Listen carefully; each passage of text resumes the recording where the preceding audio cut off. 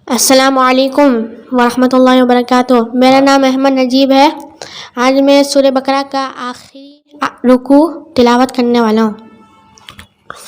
اعوذ باللہ من الشیطان الرجیم، بسم اللہ الرحمن الرحیم۔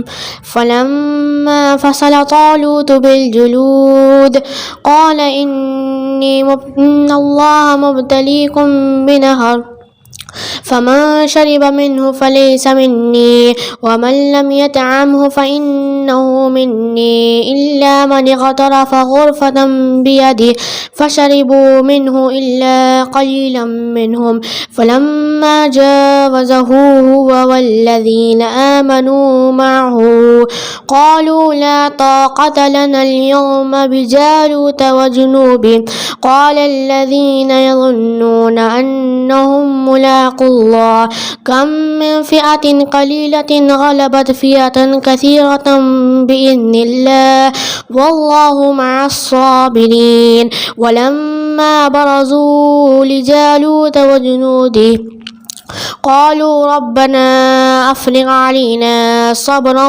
وثبت أقدامنا وانصرنا على القوم الكافرين فهزموهم بإذن الله وقتل داود جالوت وآتاه الله الملك والحكمة وعلمه مما يشاء ولولا دفع الله الناس بعدهم ببعض لفسدت الأرض ولكن الله ذو فضل على العالمين تلك آيات الله نتلوها عليك بالحق وإنك لمن المرسلين صدق اللہ العظیم۔ سبحان اللہ سبحان اللہ۔ آپ نے ابھی احمد نجیب سے تلاوت قرآن سورہ بقرہ آیت نمبر 249 سے 251 تک سنے۔ اب آپ لوگوں کے سامنے اس کا ترجمہ عمار مجدد سنائیں گے۔ علیکم ورحمۃ اللہ وبرکاتہ۔ میرا نام عمار مجدد ہے۔ میں سورہ بقرہ کا یہ رکوع ترجمہ کر رہا ہوں۔ اعوذ باللہ من الشیطان الرجیم، بسم اللہ الرحمن الرحیم۔ پھر جب طالوت لشکر لے کر چلا تو اس نے کہا، ایک دریا پر اللہ کی طرف سے تمہاری آزمائش ہونے والی ہے، جو اس کا پانی پیے گا وہ میرا ساتھی نہیں، میرا ساتھی صرف وہ ہے جو اس سے پیاس نہ بجھائے۔ ہاں، ایک آدھا چلو کوئی پی لے تو پی لے، مگر ایک گروہ قلیل کے سوا وہ سب اس دریا سے سیراب ہوئے۔ پھر جب طالوت اور اس کے ساتھی مسلمان دریا پار کر کے آگے بڑھے تو انہوں نے طالوت سے کہہ دیا کہ آج ہم میں جالوت اور اس کے لشکروں کا مقابلہ کرنے کی طاقت نہیں ہے۔ لیکن جو لوگ یہ سمجھتے تھے کہ انہیں ایک دن اللہ سے ملنا ہے، انہوں نے کہا، بارہا ایسا ہوا ہے کہ ایک قلیل گروہ اللہ کے اذن سے ایک بڑے گروہ پر غالب آ گیا ہے۔ اللہ صبر کرنے والوں کا ساتھی ہے۔ اور جب وہ جالوت اور اس کے لشکروں کے مقابلے پر نکلے تو انہوں نے دعا کی، اے ہمارے رب، ہم پر صبر کا فیضان کر، ہمارے قدم جما دے اور اس کافر پر ہمیں فتح نصیب کر۔ آخر کار اللہ کے اذن سے انہوں نے کافروں کو مار بھگایا اور داؤد علیہ السلام نے جالوت کو قتل کر دیا۔ آپ یہ جو بچے دیکھ رہے ہیں، یہ بچے ہمارے اسٹڈی سینٹر میں پڑھ رہے ہیں۔ یہ بچے یہاں پر پہلے قرآن کے حافظ بنیں گے، اس کے بعد ترجمہ اور تشریح سیکھیں گے، پھر انہیں ثانوی تعلیم کے لیے کسی اسکول میں داخلہ کرایا جائے گا۔ آپ نے ابھی سنا طالوت کو اسرائیل کا بادشاہ بنایا گیا، یوں کہہ دیجئے کمانڈر ان چیف منتخب کیا گیا، کیونکہ وہ इसराइली में सबसे लंबा चौड़ा ताकतवर इंसान था, लेकिन इसराइल के अमीरों ने इन्हें अपना रहबर मानने से इनकार किया, क्योंकि इसके पास दौलत नहीं था, दौलत में ये इनके बराबर में नहीं था। जब बनी इसराइल के हाथों से अपने पुरखों का जीनत ताबूजे सखीना छीन लिया गया था, वो इंतजार करते थे कि किस तरह ताबूते सकीना उन्हें हासिल हो, लेकिन उन्हें ये इत्मीनान दिलाया गया कि जंग के बगैर आप ताबूते सकीना हासिल नहीं कर सकते। तो इसराइलियों ने अब क्या किया, तालूत को अपना रहबर चुन लिया।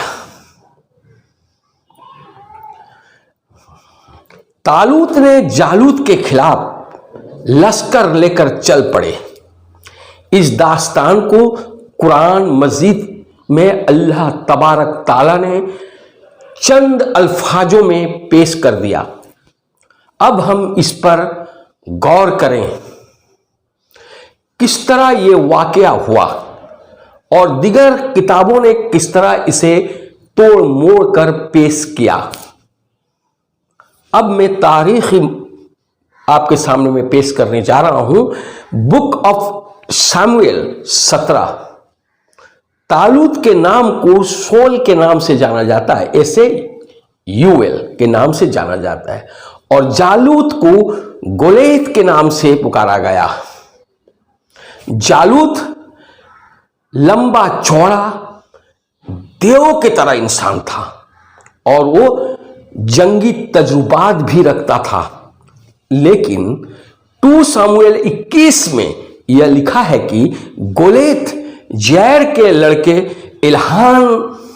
इल्हानस, जिसे हम तालूत कहते हैं, मारा गया। फिर the oldest manuscript dead C scroll text of शमूएल 1st सेंचुरी BCE में बयान किया गया है। उसका लंबाई 9 फीट 9 इंच था। फिर हिब्रू बाइबल पैलेस्टाइन के इस जांच से पता चलता है कि वो काफी ताकतवर था। लेकिन दोस्तों, मैंने यहां कहा पैलेस्टाइन, ये लफ्ज आपने कभी सुने होंगे, जिसे फिलिस्तीन कहते हैं। पैलेस्टाइन एक्चुअली ब्रिटिश प्रोनाउंसिएशन है पैलेस्टाइन, और अमेरिकन प्रोनाउंसिएशन में इसे फिलिस्तीन कहते हैं। इस जंग को बैटल ऑफ गॉड्स के नाम से जाना जाता है। इस जंग को बैटल ऑफ गॉड्स के नाम से जाना जाता है। ड्यूटरोनोमी हिस्ट्री में भी इसका जिक्र आया है। अब आप पूछेंगे कि ड्यूटरोनोमी हिस्ट्री क्या है। मैं इसके जवाब में कहूंगा कि पहले आप एक बात सोचिए कि आपको मालूम है ना शेक्सपियर है। शेक्सपियर किसको फॉलो करता था? शेक्सपियर यूनिवर्सिटी विट्स को फॉलो कर अपनी किताबों को लिखता था। यूनिवर्सिटी विट्स क्या है? यूनिवर्सिटी विट्स वो है जिसमें कुछ स्कॉलर्स हैं। वो स्कॉलर्स मार्लो है, किड है, लिली है, ग्रीन है, पीले है, इन लोगों को फॉलो करके वो लिखता था। इसी तरह ड्यूटरोनोमी हिस्ट्री एक ऐसा हिस्ट्री है जिसमें आप पाएंगे बहुत ही अच्छी बात, सुविचार। यह है लिटरेरी वर्क। इसमें शामिल है जोशुआ, जजेस, शमूएल, किंग्स, कुरान। इन सारे रिसर्चों को चंद लफ्जों में बयान कर दिया और पुराने कहावतों के सच्चाई को पेश कर दिया। جب طالوت نے اپنے لوگوں کے ساتھ ندی پار کر رہے تھے، اور وہ ندی جسے ہم جورڈان ندی کے بارے میں جورڈان ندی کے نام سے جانتے ہیں، لیکن یہ ندی کے بارے میں بھی مختلف رائے ہے۔ یہاں جو ندی دکھائی جا رہی ہے وہ جورڈان ہے۔ طالوت نے اپنے ساتھیوں سے کہا، اس دریا کا پانی مت پینا، ہاں اگر پینا چاہتے ہو تو 1-2 چلو تک پی لینا۔ لیکن لوگوں نے بھر بھر کے پیٹ پی لیا، پیٹ بھر بھر کے پانی پی لیا۔ یعنی یہ ایک امتحان تھا۔ طالوت کے لشکروں میں خوف طاری ہو گیا، کیونکہ اس طرف سے کثیر تعداد کو لے کر جالوت بڑھ رہا تھا۔ ان کے پیر زمین پر لڑکھڑا رہے تھے۔ اسی وقت طالوت نے اللہ رب العالمین سے دعا کی، درخواست کی، اے میرے رب ہم پر رحمت انڈیل دے۔ تو اللہ جل شانہ باری تعالی جس پر خوش ہو اور اس کا جو منصوبہ ہو اس کے خلاف میں کوئی کام نہیں کر سکتا۔ اللہ کا منصوبہ تھا ایک نبی کو اٹھانا۔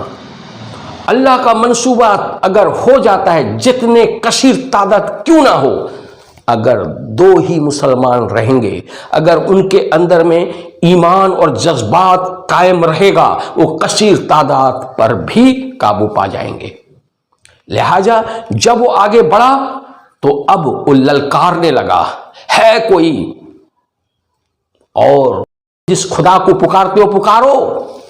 شاموئیل میں لکھا ہے کہ اس نے خدا کو بھلا برا کہتا رہا، کبھی کہتا ہے تمہارا خدا تمہیں بچا نہیں سکتا، اس طرح بہت زیادہ بات اس میں درج کیا گیا ہے۔ لیکن اسی وقت داؤد جو ایک صرف 16-17 سال، کہیں پر عمر زیادہ اور کم بتایا گیا ہے، اب وہ آ رہے ہیں۔ ان کے والد نے ان کے بھائی کے لیے کچھ کھانا بھیجا تھا۔ ان کا بھائی یعنی کہ داؤد علیہ السلام کا بھائی جو طالوت کے لشکر میں شامل تھا، تو جب وہ آ رہے تھے، کون؟ داؤد علیہ السلام آ رہے تھے، ابھی بچے ہیں، جو ایک چرواہا کے روپ میں تھے۔ اور شاموئیل میں بھی 17 میں بھی اور 21 بھی بیان کرا گیا، بالکل چرواہا اور نوسی۔ دیکھیں اس طرح وہ آئے۔ جب وہ آنے لگے تو راستے میں ایک پتھر پکارتا ہوا کہا، ایک بیان ہے، پتھر پکارتا ہوا کہا کہ میں موسیٰ علیہ السلام کا پتھر ہوں۔ اتنا چھوٹا سے پتھر تھا، انہوں نے اس کو اٹھا لیا۔ پھر جب آگے بڑھے تو اور ایک پتھر پکارتا ہوا کہا کہ میں ہارون علیہ السلام کا پتھر ہوں، تو آپ نے اسے اٹھا لیا۔ پھر جب آگے بڑھے تو پھر ایک پتھر پکارتا ہوا کہا کہ میں طالوت کا موت ہوں، تو آپ نے اس پتھر کو اٹھا لیا۔